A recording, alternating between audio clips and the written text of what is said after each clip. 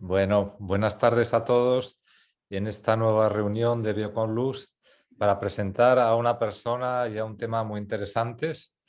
Va a estar con nosotros la doctora Maya Vélez. Es una amiga muy querida de Bioconlux y mía. Ella tiene el equipo desde hace muchos años, desde hace yo creo que por lo menos 8, y tiene muchísima experiencia con él. Ella estuvo formando durante años a las personas que se iniciaban con el Biocon y esto duró hasta que iniciamos nuestro sistema de formación inicial automático. Maya es doctora en medicina y cirugía, ejerce en Bolivia desde hace 20 años. Ella ha sido una médico multitarea, es especialista en salud pública y epidemiología y ha participado en proyectos muy complejos, como por ejemplo algunos en los que participaba ella en representante del gobierno de Colombia con la Comunidad Europea. También ella ha hecho toda clase de prácticas médicas, como por ejemplo pues, introducirse en mitad de la selva amazónica y ayudar con los recursos que tenía ahí a algunas de las tribus indígenas que lo necesitaban. Y luego se ha formado mucho en la parte psicológica de la salud. Ha trabajado mucho con la psicología integrativa y también se ha formado enormemente en temas de terapia floral y psicoprofilaxis, por ejemplo, como ahora vemos del embarazo. Ella ha ayudado en condiciones sanitarias muy difíciles a dar a luz a mujeres con simplemente, pues como sucede algunas veces en estos países, con los recursos que un médico puede llevar en un maletín, y tiene una experiencia amplísima en todo este tipo de situaciones. Lleva su consulta de psicoterapia en la ciudad de Santa Cruz, que es del Valle, que es la segunda ciudad más grande de Bolivia, y va a tocar un tema que para mí es muy interesante y muy valioso, que es la psicoprofilaxis en el embarazo, cómo ayudar a través de las frecuencias de luz, de las flores de Bach en el embarazo y el parto. Para mí esto tiene tanta importancia porque yo sigo mucho a Stanislav Grof, es el psiquiatra checo que desarrolló la psicología transpersonal junto con otros, y os quiero mostrar este libro, La mente holotrópica. En él, Grof habla de las matrices perinatales. La matriz perinatal número 1, que es antes del embarazo; la 2, que es durante el embarazo; la 3 y la 4, que son posteriores al embarazo. Y Grof, a través de sus investigaciones, ha descubierto que el tiempo perinatal, es decir, antes, durante y después del parto, es crucial para la vida psicológica de una persona. Incluso que la forma en que se desarrolla ese proceso de dar a luz, desde final del embarazo hasta después del parto, es lo que define muchas de las condiciones psicológicas de una persona, y concretamente se ha estudiado por otros médicos que ahora Maya nos va a explicar, médicos americanos, que han investigado que la capacidad de resiliencia de adaptarse al estrés y a las dificultades de una persona viene en gran parte definida por el proceso perinatal. Bueno, Gracias a todos y bienvenida, Maya. bueno, el tema del currículum puede ser muy importante, pero creo que es más importante nuestra humanidad. Y eso es lo que yo he podido de alguna manera sacar como conclusión después de toda esta experiencia y este camino de casi un poco más de 15 años de dedicarme a la medicina y a la prevención. Mi primera formación ha tenido que ver con la salud pública, es decir, la visión de la población en cuanto a su salud. Y allí es cuando yo he aprendido que hay muchos aspectos que no solamente parten de lo biológico que hacen al ser humano. Entonces, bueno, en esta última parte de mi recorrido profesional me he dedicado a estudiar modelos de atención que pudieran abarcar de una manera un poco más holista las necesidades de nosotros como seres humanos, no solamente para para el bienestar del cuerpo o la salud del cuerpo, como que un poco se le entiende así a la salud, ¿no? Sino algo un poco más arriba, que sería la realización de nosotros como seres humanos. Entonces hay aspectos sociales, hay aspectos psicológicos, hay aspectos culturales que forman parte de la construcción de la salud de nosotros como humanidad. Y bueno, me ha gustado muchísimo la invitación que me han hecho para esta conversación, que me gustaría que sea una conversación y no solamente un monólogo, porque se trata de un tema muy importante, ¿no? El cómo venimos a este mundo, cómo las generaciones a cada momento aparecen en el mundo, las nuevas generaciones, los niños, los neonatos, ¿no? Y cómo se produce esta situación y cuáles son las posibilidades de ayudarnos a nosotros como seres humanos, como humanidad, a irnos desarrollando hacia la realización, que para mí es algo muy importante, que podría inclusive garantizar que no solamente tengamos calidad de vida, sino calidad como sociedad, como humanidad. Entonces hoy voy a tratar de explicarles por qué es tan importante la profilaxis, es decir, la prevención en este punto de nuestra existencia, en la gestación, en el nacimiento, y cómo esto influye en la madre, en el padre, en la familia y en el neonato, y cuáles son nuestras posibilidades de colaborar, de acompañar en estas necesidades desde cualquier posición, siendo la madre, la gestante, siendo el padre, siendo algún personal de salud o también siendo una persona que puede estar de alguna manera acompañando a la gestante, ¿no? Aquí le podríamos llamar dulas, le podríamos llamar enfermeros. Aquí en Bolivia le llamamos, por ejemplo, los médicos tradicionales, las parteras, ¿no? Los psicoterapeutas también que les interese dedicarse al acompañamiento del embarazo y del parto. Desde cualquier posición podemos asistir y acompañar profilácticamente las necesidades de la madre. En esta conversación que vamos a tener, vamos a abordar específicamente la parte que es intangible, que es un poco más subjetiva, pero que acontece, ¿no? Los médicos estamos más entrenados y acostumbrados a observar, entender e inclusive manejar las necesidades que tienen que ver con el cuerpo y la fisiología. Sin embargo, están ambos muy imbricados, ¿no? Es decir, lo subjetivo, lo psicológico, lo espiritual, lo físico, lo social. Entonces hay elementos que son subjetivos y elementos que sí son tangibles, pero no están separados. Entonces, vale. Lo bueno de esta herramienta, la biofotónica, es que nos permite abordar estos aspectos de una manera práctica y vamos a ver hoy cómo podemos utilizarlo en estas necesidades. Entonces, lo que quisiera que hagamos es lo que es importante hacer cuando vamos a acercarnos no solamente a una persona que está en momento de parir o un paciente o un cliente, que es la posibilidad de cotejarnos mirándonos las caras, mirándonos el cuerpo. En este minuto nosotros estamos funcionando con nuestro sistema neuronal consciente, ¿ya? Pero también estamos funcionando con nuestro sistema neuronal inconsciente, ¿ya? Se habla del simpático y el parasimpático, ¿ya? Pero ahora les voy a hablar acerca también de algunos elementos que yo he tomado para entender mejor cómo funciona esto. El sistema nervioso autónomo forma parte de las conductas que no son conscientes. que tenemos, ¿no? Nuestro latido del corazón, nuestra respiración, pero muchas otras cosas más, ¿ya? Y el nervio vago tiene que ver con esto.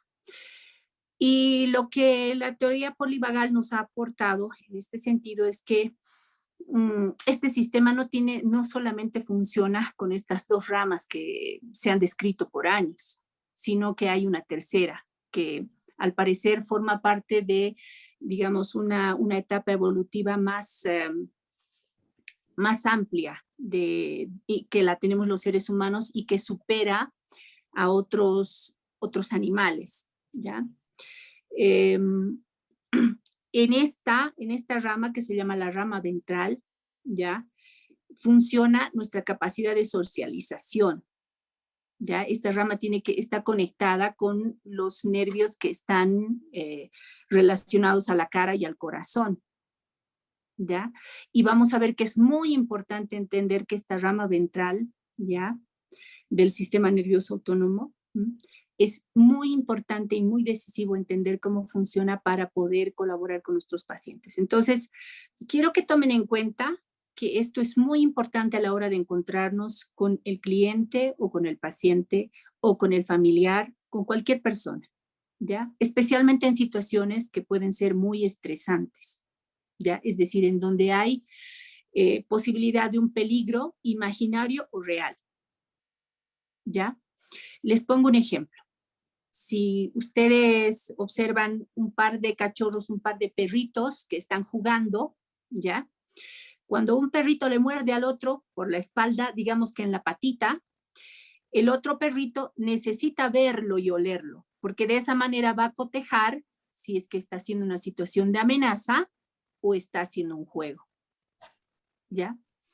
Y aquí entra lo que se llama el concepto de la neurocepción, es decir, los seres humanos tenemos capacidad de percibir ciertas cosas, pero sin ser conscientes de ello. Y el peligro funciona en ese sentido. Y por eso es muy importante entender que el cotejarnos, el mirarnos los rostros, el leernos el cuerpo, el socializar, el atender las demandas de las personas, si me pongo a llorar o si exijo o hago alguna otra acción, es muy importante que esté funcionando esta parte. Ya lo vamos a ver. Entonces, eso, muchas gracias. Entonces, me pones la siguiente, por favor. Esta. Miren que me ha gustado muchísimo este pedacito de un librito que lo he leído después de una manera muy, muy conmovida. Miren, dice, aún hay poca gente que sabe de tu presencia. Tu forma aún no ha alterado mi cintura, aún no ha marcado mi contorno, aún eres un secreto debajo de mi corazón y así soy feliz. Hay veces que quiero gritar al viento tu existencia, pero hay también en que este secreto de tres calienta mi alma, mis sentidos. No quiero compartirlo. Este pedacito es la expresión emocional de una mujer que se ha enterado que está embarazada. Todavía no se nota el crecimiento de la criatura, pero está en su vientre. Esta es una experiencia que gloriosamente tiene que ver con las mujeres, ¿no? En la parte biológica, porque llevamos al bebé en el vientre, pero también con los hombres, y hoy vamos a verlo de qué manera. Me conmueve muchísimo esto porque tiene que ver con lo subjetivo, con lo que esta mujer está sintiendo, está experimentando emocionalmente. A medida de que el embarazo empieza a desarrollarse, y vamos a ver por favor la siguiente diapositiva, vamos a notar que se dan muchas situaciones. La siguiente. Se dan muchas situaciones que obviamente acontecen sin ser conscientes de ellas. Vamos a ver la siguiente, por favor. Hay una que dice este punto. Entonces, hay una que tiene que ver con el embarazo. Esta es la de parto y puerperio. Entonces, en la situación del embarazo hay una serie de hormonas que tienen que ver con un cambio que se produce a nivel neurológico en la mujer. ¿ya? Una transformación tan importante, ¿ya? Que tiene que ver con lo neuroendocrino y que probablemente podemos entenderlo y podemos acompañarlo observando su expresión psicológica, ¿ya? Por eso vamos a tocar mucho los elementos psicológicos, porque nos van a permitir hacer, si me permiten la palabra, un diagnóstico, determinar la necesidad de la persona, de la mujer, ¿ya? Y poder acompañarla correctamente con recursos, uno, nuestra humanidad, y otro, eh, los recursos como la biofotónica, por ejemplo, que pueden resultar muy prácticos, muy útiles, ¿ya? Entonces, en esta primera parte voy a hablarles acerca de las neurohormonas maternales y fetales y su papel en el parto también, ¿ya? Y en el embarazo. Como primera hormona tenemos a la oxitocina, tenemos las endorfinas, las catecolaminas y la prolactina, ¿ya? Todas estas forman parte de un proceso neuroquímico muy importante que va a provocar en última instancia y va a acompañar a que la mujer sea más tolerante al estrés, a que se active más que todo el parasimpático del sistema nervioso autónomo, ¿ya? Y que pueda ser tolerante al dolor, ¿ya? Pero aquí hay una consideración muy importante que tenemos que tener en el sentido de que este ciclo neuroendocrino puede verse afectado cuando en el contexto se dan situaciones de peligro, ¿ya?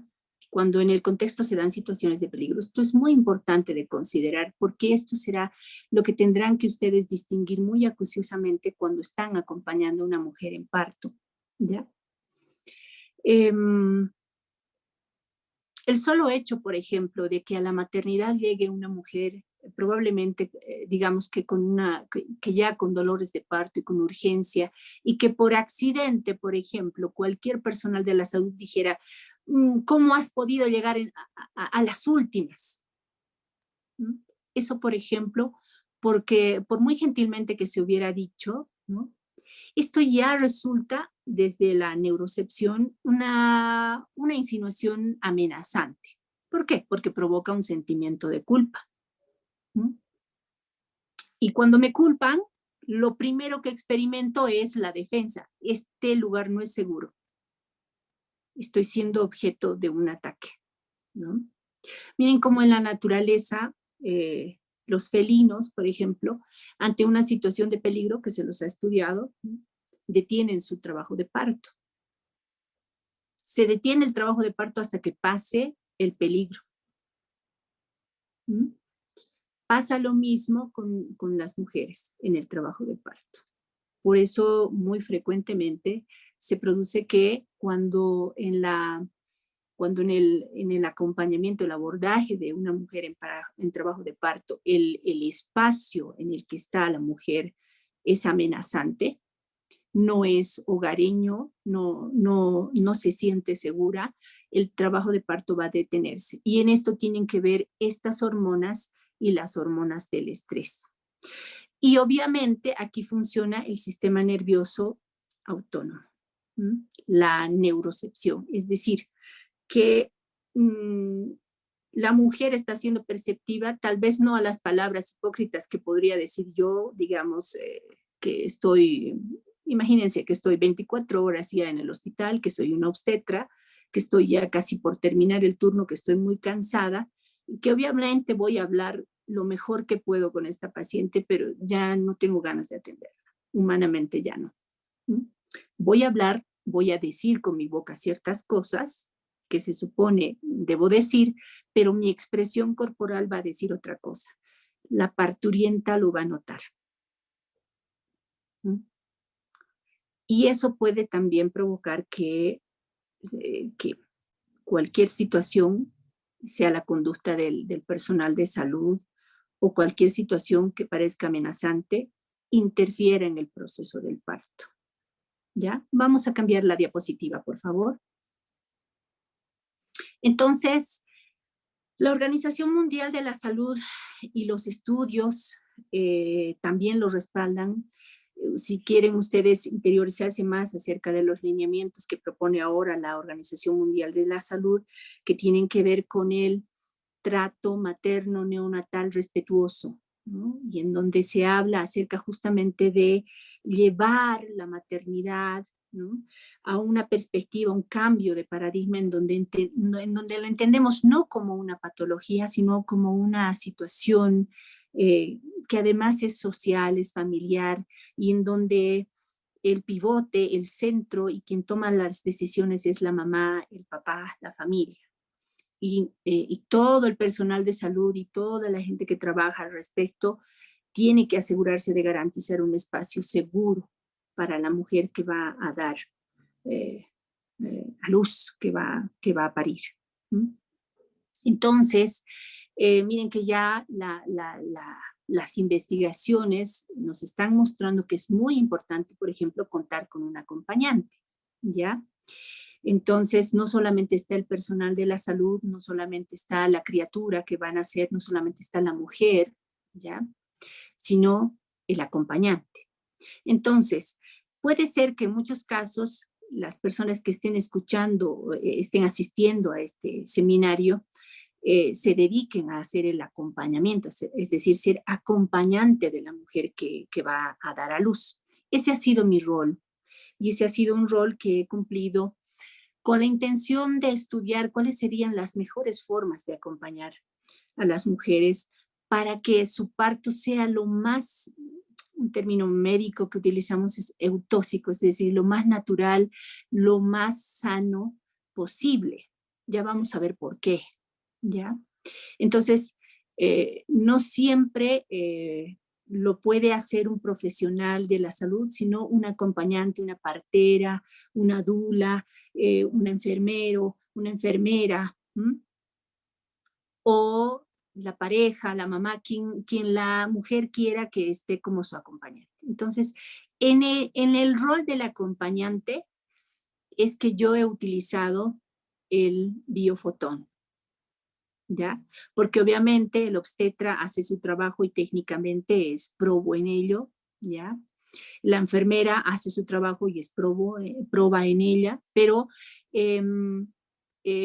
no siempre tienen el tiempo y las posibilidades de asistir la parte psicoprofiláctica, ¿ya? Eso por lo menos es lo que pasa aquí en territorio boliviano, estoy yo en Latinoamérica. Entiendo que hay un avance muy importante en Europa. Probablemente la mayor parte de la gente que esté viendo esta presentación está en España, pero como ya estamos en una situación globalizada, pues habrá de llegar a todo el mundo, ¿no? Entonces, así como los profesionales médicos pueden tomar esta herramienta como una herramienta práctica de utilidad, también puede hacerlo el esposo si es acompañante. Ya, en adelante vamos a mirar cuáles son los elementos que tenemos que distinguir. Aquí voy a hacer un alto para escuchar preguntas, y también cuando hagan la pregunta, por favor, quisiera que me digan cuál es la profesión o cuál es la expertise que tienen para un poco dirigir mejor mi lenguaje y mi explicación. Es Enrique Barrero. Nos pregunta, ¿cómo podemos usar el biofotón en el proceso perinatal para conseguir un buen desarrollo del embarazo? Perfecto. Entonces, tomando esta tu pregunta, vamos a continuar con la presentación porque vamos a ver esta parte del embarazo.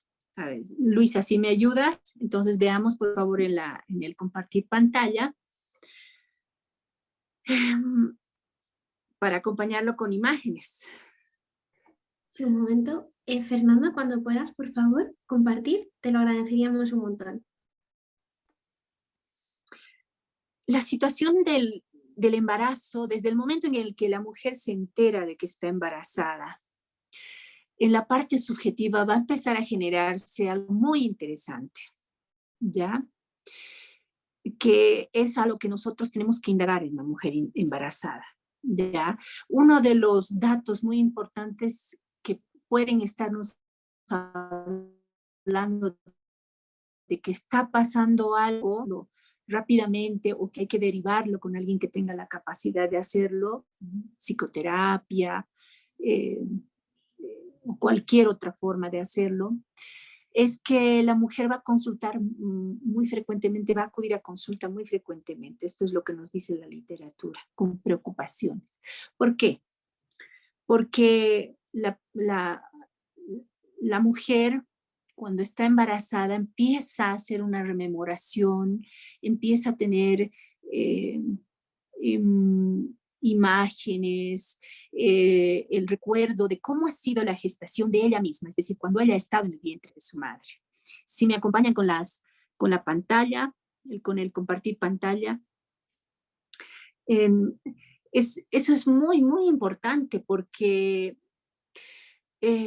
no siempre la mujer ha podido ser gestada, ¿no?, en una situación de seguridad, en una situación de alegría para recibirla, en una situación que no haya sido amenazante. Es posible que haya sido una bebé prematura, que haya tenido que estar en incubadora, que no haya podido tener contacto en las 24 horas, en las primeras 24 horas con su madre, que no haya podido tener acceso a la lactancia, o situaciones de inseguridad. Me hace recuerdo a lo que está pasando ahora en Ucrania, ¿no? O cualquier otra situación en donde hay situaciones de inseguridad, ¿no? Las mujeres que están embarazadas y los niños que van a nacer son los más afectados y se trata de un futuro muy importante, ¿ya? Entonces, la mujer hace una retrospección más allá de la conciencia, más allá de lo consciente, ¿ya? Y todo lo que haya podido vivir en su historia de ser gestada como un feto, ¿ya?, puede tener repercusión en su embarazo, ¿ya? Y va a presentarse probablemente en somatizaciones, ¿ya? Es decir, como no es consciente, va a presentarse en la memoria de su cuerpo. Entonces, a esto es lo que vamos a atender cuando vamos a abordarlo con biofotónica. En un momento más vamos a ver esto, ¿ya? Esta diapositiva que tienen acá habla acerca de las técnicas de relajación. Esto lo vamos a ver en el momento cuando estemos hablando de cómo abordamos con el biofotón el momento del parto, ¿ya? Pero ahora quiero seguir hablando acerca del embarazo, así que si puedes avanzar un poquito más hacia adelante en la primera parte de la presentación, más adelantito. Exacto, ahí. Poneme la que acabas de pasar. Esta. Entonces ya les había adelantado que tiene mucho que ver en la etapa del embarazo y del parto el rol del sistema nervioso autónomo. Ya les había adelantado, me hubiera gustado poder tener esta interacción social con ustedes, ¿ya?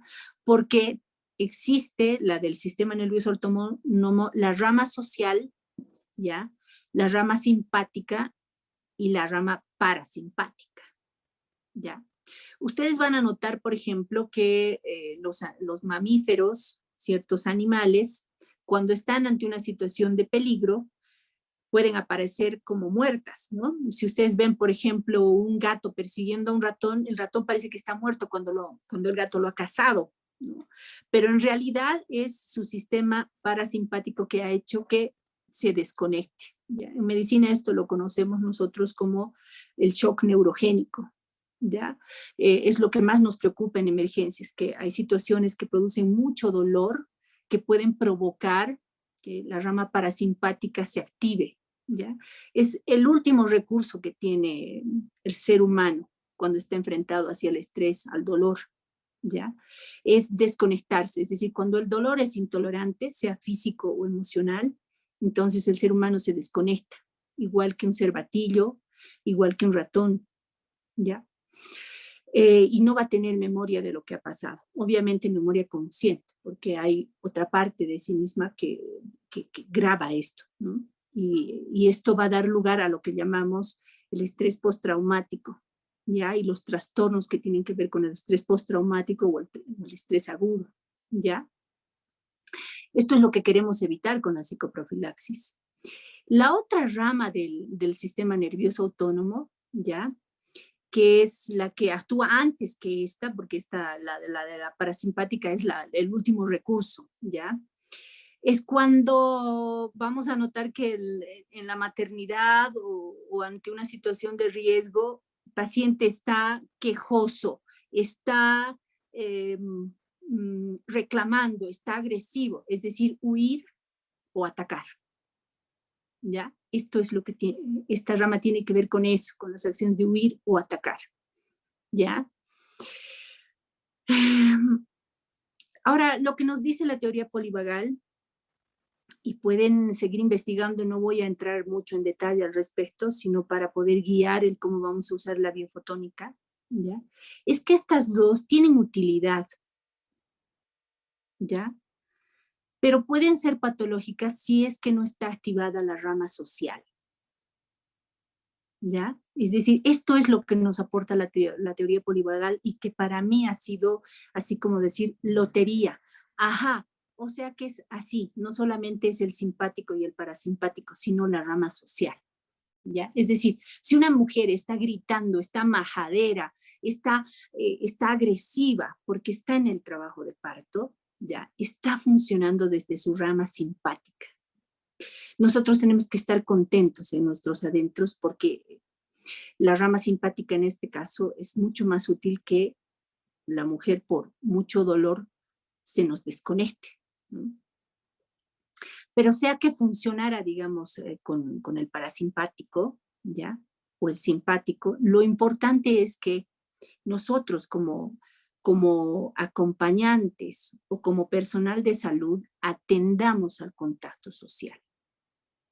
Porque eso va a permitir que todo lo neuroendocrino le aporte, pueda regenerar, pueda estar tolerante al dolor, parasimpático está funcionando ya, pero que no sea patológico ni genere trauma ni trastornos.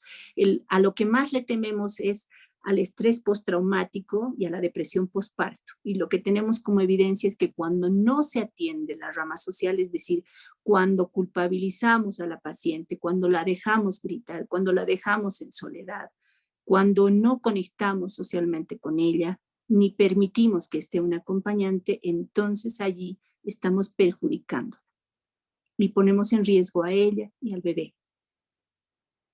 Obviamente la Organización Mundial de la Salud lo ha recalcado y ahora con más intensidad el bebé es sujeto de derecho también y de ser atendido correctamente. Y la psicoprofilaxis es muy importante porque ahora vamos a entenderlo y voy a entrar en este tema. Se decide su desarrollo neuroendocrino en la primera hora después del parto. Es muy importante. Y si me permiten, por favor, con la diapositiva, vamos a ver esto. Entonces, bueno, voy a remarcar esto. Esta diapositiva tiene que ver con un curso que ustedes pueden hacerlo en el campus virtual de salud pública de la OPS-OMS.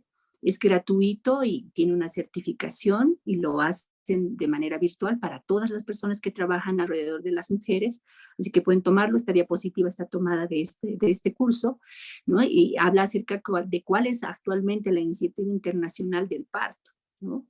Tiene que ver con la atención respetuosa a estas cuestiones subjetivas que está viviendo esta mujer y que además están entremezcladas con su cosmovisión, con su forma de entender el mundo, con sus prioridades, ¿ya? Entonces, por eso se centra también en la familia, porque la familia tiene una cultura, tiene una forma de ver el nacimiento y de atender las necesidades. Entonces, los servidores de salud y los acompañantes tenemos que ajustarnos a lo que diga la mujer en trabajo de parto. Tenemos que atender. Entonces, miren esa imagen, ¿no? Esta tiene un compañero, en este caso es su esposo, y está el personal de salud asistiendo al parto, ¿no? Y también se habla acerca de que un parto vertical es mucho más funcional para ella y tenemos que cuidar esto. Solo en situaciones que sean absolutamente médicamente necesarias podemos interferir.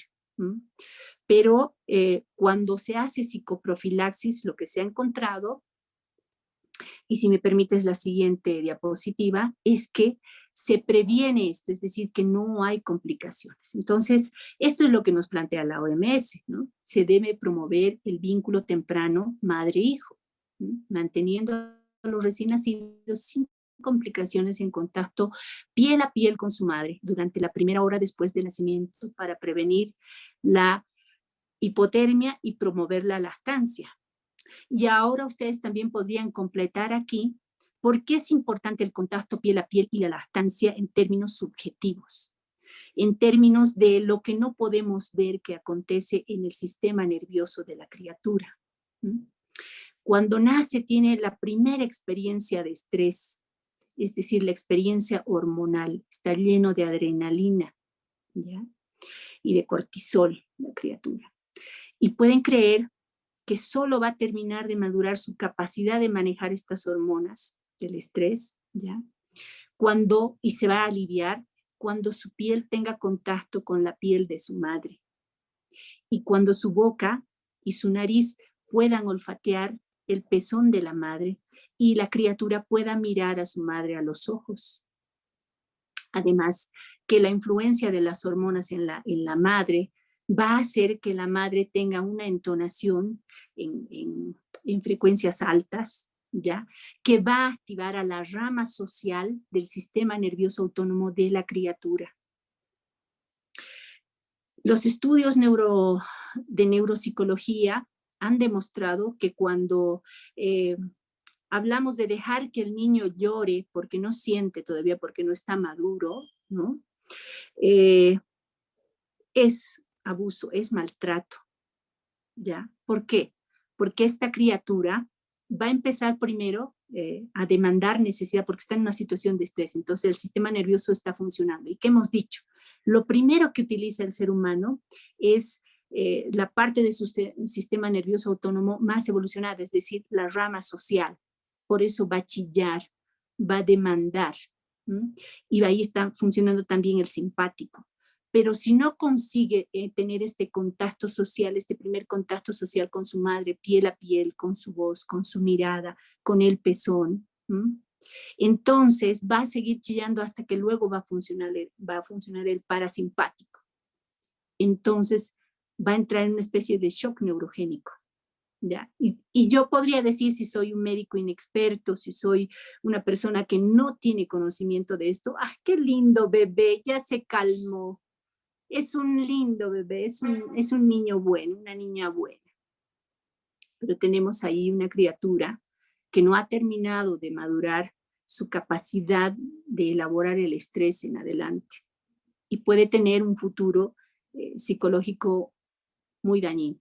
Aquí se dan las situaciones de el déficit de atención, la depresión, la ansiedad. Pero si se da de manera natural, lo que va a suceder es que va a ser un encuentro muy amoroso y va a quedarse una memoria de amor muy profunda en la criatura y en la madre. Las mujeres describen incluso situaciones que tienen que ver con experiencias espirituales, transpersonales, porque hay un cambio neuroendocrino tan importante que promueve que suceda esto. El encuentro de la madre con el bebé es muy, muy importante para el futuro de la criatura y para el bienestar de la madre. Se ha encontrado que luego la capacidad de conectar entre la madre y el niño, especialmente en la capacidad de la madre de estar bastante funcional en la oxitocina y las otras hormonas, puede perjudicar a que ella sea capaz de distinguir las necesidades de su bebé en esta conexión tan importante. Entonces, obviamente aquí la biofotónica es muy importante porque tenemos que garantizar, ¿ya? Y acompañar que no existan en el espacio situaciones que puedan ser estresantes, y si las hubieran podemos utilizar las gafitas, especialmente las gafitas, que es lo que yo he utilizado. Entonces, si me ayudan con las diapositivas, vamos a ir viendo más adelante cómo lo hacemos. Bueno, esto es lo que respalda, esto es lo que dice la Organización Mundial de la Salud, que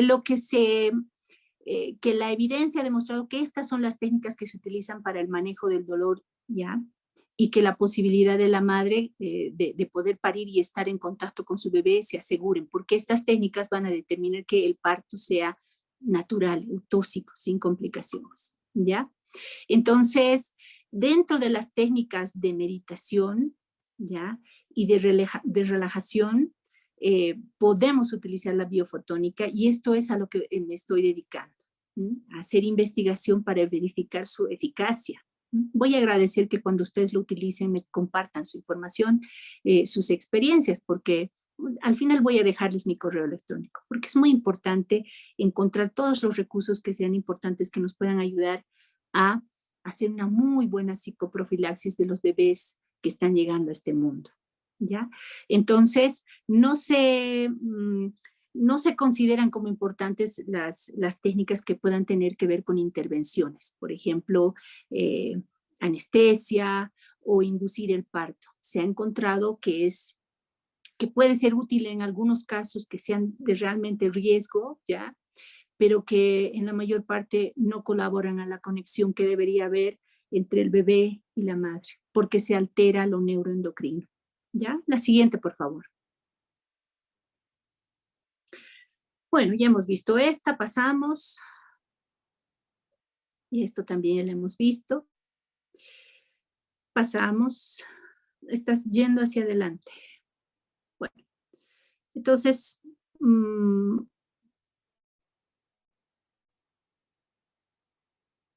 vamos más allá, más allá.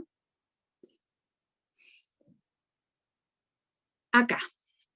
Bueno, este era un videíto, pero en la transferencia de la presentación no se ha transferido el video. De todas maneras, este es un video que yo he grabado para mostrarles cómo lo hacemos. Entonces, esta chica se ha reclinado, ¿ya?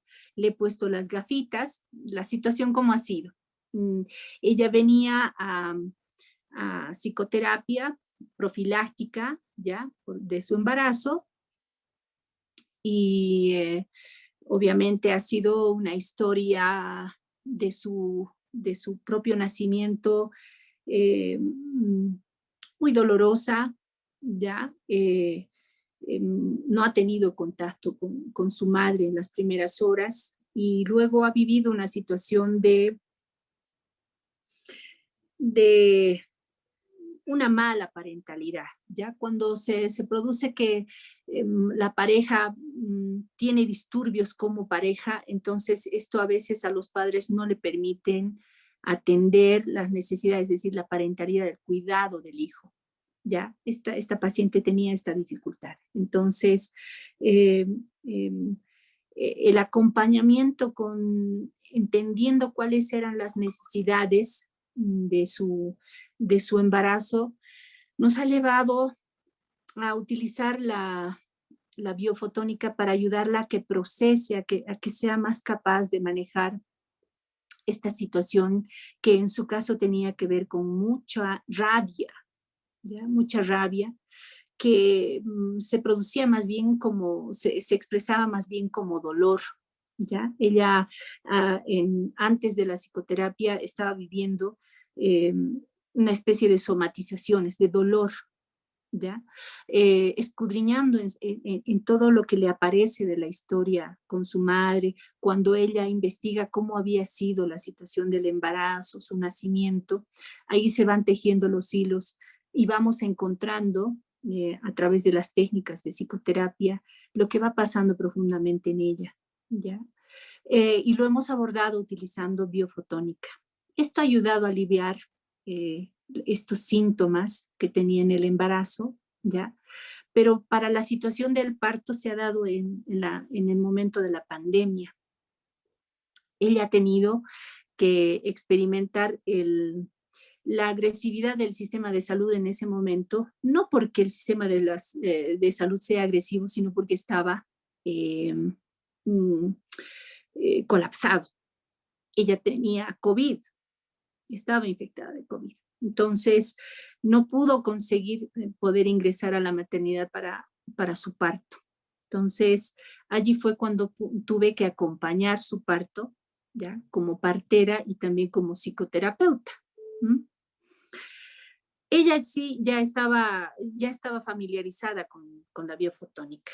Entonces, Lo que hemos tratado es de aliviar todo el miedo, todos los imaginarios que habían respecto de lo que le podría pasar porque tenía COVID, porque había una situación de pánico social, ¿no? Y una serie de imaginarios que no estaban permitiendo que ella progrese con su trabajo de parto correctamente. Con esta paciente hemos utilizado Mímulo, hemos utilizado remedio de rescate y con eso ha sido suficiente para que ella pueda iniciar muy bien su trabajo de parto y pueda concluirlo adecuadamente, pese a que ya estaba empezando a tener las complicaciones de la COVID. Bueno, entonces obviamente la COVID ha sido una situación que ha generado un escenario de amenaza y por lo tanto el sistema nervioso autónomo estaba a 1000. Pero lo que le ha beneficiado es que hemos atendido sus demandas, hemos estado en contacto social con ella. Quiero que revisen, porque no vamos a tener mucho tiempo, la teoría polivagal, porque les va a dar más luces de cómo funciona la rama ventral del sistema nervioso autónomo y cómo podemos utilizar nuestra capacidad de socializar como seres humanos acompañado de la biofotónica. La siguiente, por favor. Bueno, entonces tenemos que recordar que la biofotónica va a colaborar a que el proceso del parto, que tiene que ver con una parte neurológica, endocrina, ¿ya? Y psicológica que podemos observar en la paciente, está relacionado con la oxitocina, las endorfinas, las catecolaminas y la prolactina, ¿ya? Entonces lo que yo he verificado es que utilizando las gafitas vamos a colaborar muchísimo a que se alivien todo lo que tiene que ver con la neurocepción del peligro, ¿ya? Y eso va a ser muy importante para colaborar a que el parto siga su curso sin necesidad de que tengamos que poner, por ejemplo, que utilizamos en medicina, una oxitocina sintética, ¿ya? Porque tiene sus cuestiones, con sus contraindicaciones y su perjuicio al contacto con madre-niño, ya dentro de lo neuroendocrino. Entonces, lo que queremos evitar a toda costa es que el parto se detenga porque la mujer dentro de la neurocepción esté percibiendo que hay una situación de amenaza, ¿ya? Porque es una cuestión que ella no puede controlar. Así que no tenemos que decir, por ejemplo, no te pongas nerviosa, no te asustes, porque no es algo voluntario. O sea, ella no va a hacer funcionar su sistema nervioso autónomo y lo va a parar solo por su voluntad. Eso no va a suceder, ¿ya? Eso también puede ser considerado maltrato si es que nosotros somos conscientes de esto y lo seguimos haciendo. Obviamente es una situación de ignorancia y ahí podría disculparse, pero yo considero que no es aceptable en cualquier persona que esté trabajando cerca de una parturienta que no conozca esto, ¿no? Y que no desarrolle recursos para poder abordarlo correctamente. Vamos a la siguiente, por favor.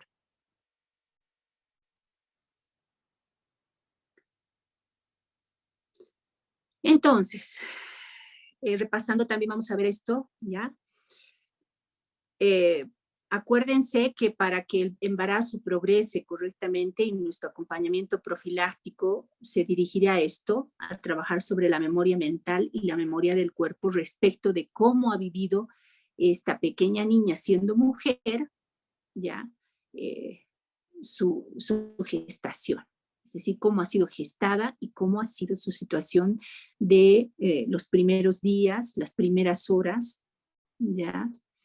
Y cómo ha sido criada. Y esto puede tener influencia sobre su embarazo. Entonces tenemos que trabajar con ello y la biofotónica puede ayudarnos muchísimo. Obviamente hay que hacer una exploración para determinar cómo vienen estos imaginarios, estas sensaciones físicas, esto que le aparece ahora que está embarazada y que nos está hablando de su historia de cuando ella era una bebé. Y luego está el otro elemento que es los facilitar que esta mujer al hacer una un recuerdo de lo que ha pasado, ¿no? Pueda procesar los estados, las situaciones traumáticas, evitando los mecanismos de defensa. Entonces, ustedes pueden investigar muchísimo acerca de los mecanismos de defensa. Yo los he aprendido desde varias perspectivas, ¿ya? Yo me he formado ya en psicoterapia sistémica, en Gestalt, he abordado la terapia floral, ¿ya? Para entender los mecanismos de defensa y ver cómo los podemos abordar. Se puede poner flores a los mecanismos de defensa, ¿ya? Son muchos, así que hoy no los vamos a abordar, pero quiero que se lo apunten para que ustedes lo investiguen y profundicen. ¿Qué quiero remarcar aquí?